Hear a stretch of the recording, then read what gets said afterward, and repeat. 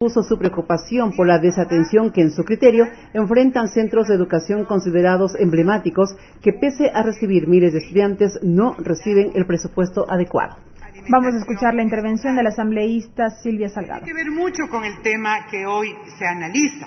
Precisamente reconocer que se trata de un programa, el que está vigente desde los años 80 actualmente, el programa de alimentación escolar, y que gobierno tras gobierno viene implementándose, y lo más importante de eso, que hay que decirlo de manera frontal, ha venido creciendo, jamás ha venido disminuyendo. Se llegó al punto, señoras y señores asambleístas, de lograr, ¿por qué no decirlo?, universalizar la atención a los niños en edad escolar, a todo lo que significa el sector público, a todas las unidades educativas. El sistema educativo público del país tuvo hasta el año anterior una cobertura general masiva. Es más, en algunos casos se extendió inclusive a las unidades educativas fiscomisionales, y en el caso de las unidades educativas del Milenio, rebasó no solamente el desayuno escolar, sino 3 comidas, porque había precisamente estudiantes que pernoctaban en el sitio en donde estaba ubicada esta unidad educativa.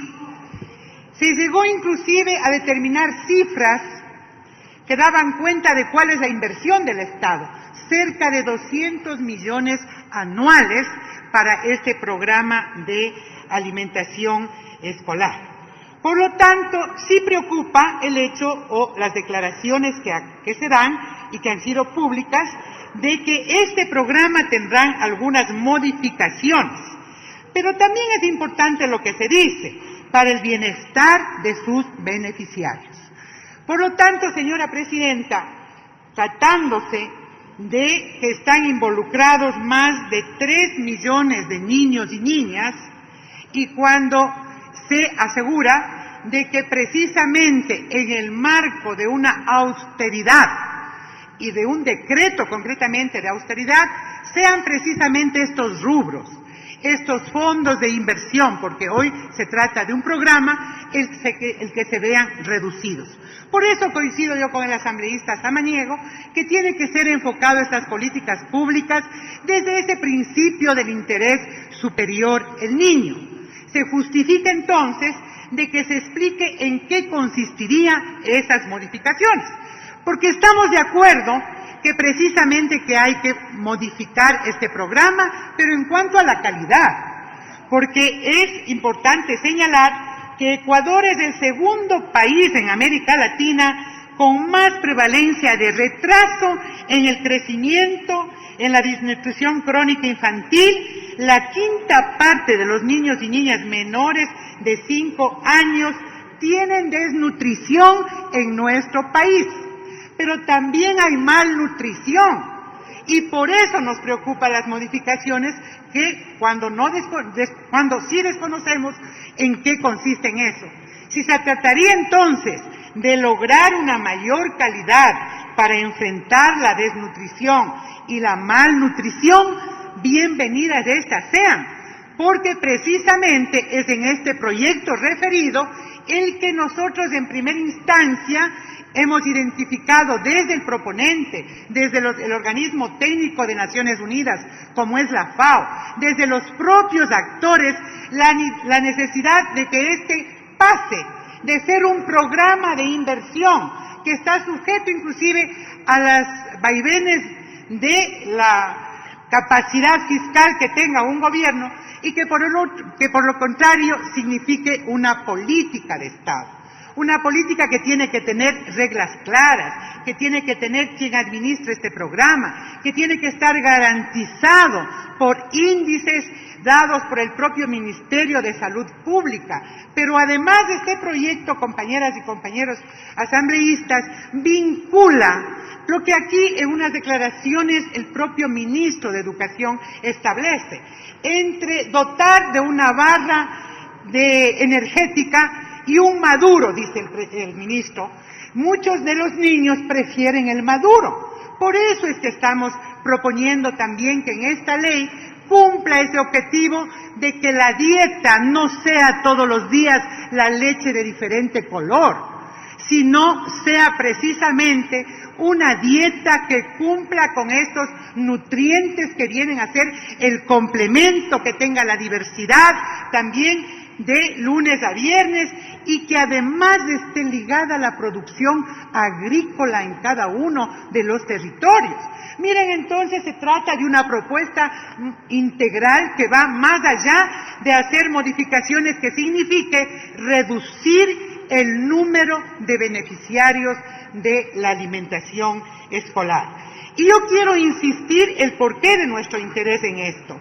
Los efectos de la malnutrición en educación, los propios índices y las estadísticas y desde los datos, o sea, empíricos, dan cuenta de que sí influye esa desnutrición en la capacidad intelectual y se expresa en el débil rendimiento escolar. Hay un menor desempeño cognitivo durante la niñez por la falta de concentración en las aulas escolares.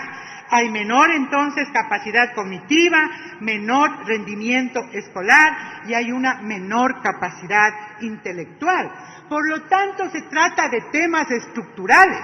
El propio Plan Nacional de Desarrollo establece a todo el Estado, hablando de gobiernos locales, del gobierno central, la necesidad de políticas públicas para enfrentar esta desnutrición y la malnutrición, porque hay niños que sí pueden dar cuenta y se puede modificar, de pronto orientar el desayuno escolar a quienes estén desnutridos.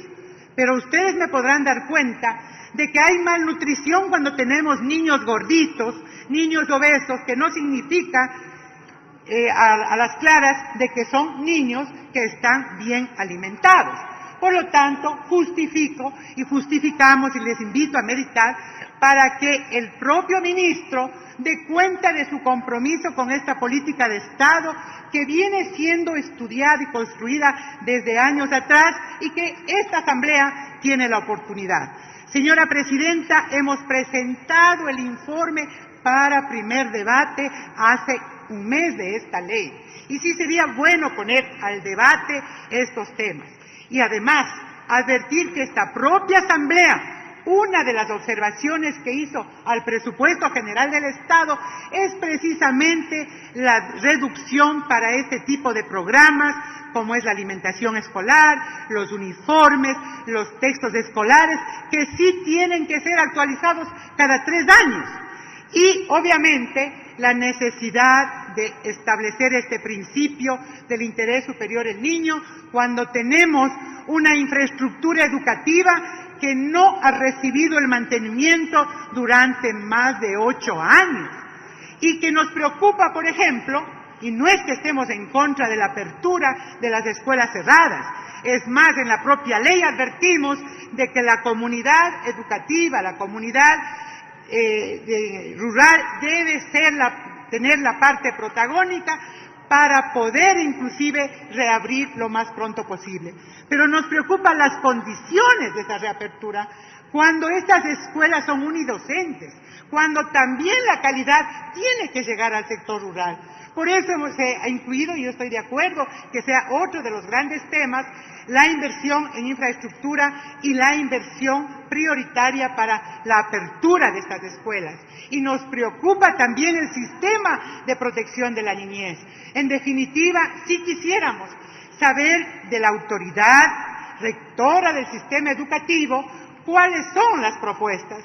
Pero para hacer esto, y en eso difiero con el asambleísta Samaniego, no es necesario únicamente que venga el ministro en una especie de comisión general que constituye una comparecencia al Pleno y no tengamos la posibilidad de la comisión precisamente de abordar soluciones, de discutir soluciones. Y ese espacio, señora Presidenta, finalmente considero que sí puede ser la Asamblea, la Comisión Especializada de Educación, con el compromiso de elevar un informe al Pleno. Quiero entonces pedir que en esta circunstancia se acoja los 4 puntos, ya no es el punto inicial, pero que en lo posible podamos, tener la necesidad de contar con la presencia del ministro, porque al fin de cuentas, no quiero adelantarme, pero en estas y en otros casos, como el tipo de becas, como el pago de incentivos jubilares, tenemos un problema, señoras y señores asambleístas. Hay unas llaves que está cerrada, y esa llaves que está cerrada se llama Ministerio de Finanzas. Hacen esfuerzos los ministerios. Claro, la diferencia está que en temas de salud y educación son derechos y obviamente esas llaves cerradas están obligando a los ministros especialmente a reducir el servicio, a ver en peligro, poner en peligro el ejercicio del derecho para todos, como es el caso de la alimentación escolar. Por eso también pido que realmente, como sucede en otros casos, el ministro de Finanzas también tiene que dar sus informes, también tiene que tomar decisiones políticas respecto de la inversión. Este mismo Pleno, para conocimiento o recordarles a ustedes, resolvió que el ministro de Finanzas acuda a la Comisión de Educación para que dé cuenta del financiamiento para becas. El señor ministro, como sucede en algunas otras comisiones, no asiste. Por lo tanto, no tenemos ese soporte que al final de cuentas, para cualquier política a través de los ministerios, requiere del financiamiento. Estoy clara de que esto se inscribe dentro del recorte que se hizo al presupuesto de educación y dentro de lo que es la austeridad. Por eso necesitamos encontrar caminos que nos permita garantizar estos derechos, porque para todos, para todo el Estado y para todos quienes conformamos este Pleno, el interés superior del niño tiene que prevalecer en toda política pública. Muchas gracias. Gracias, asambleísta Salgado. Tiene la palabra.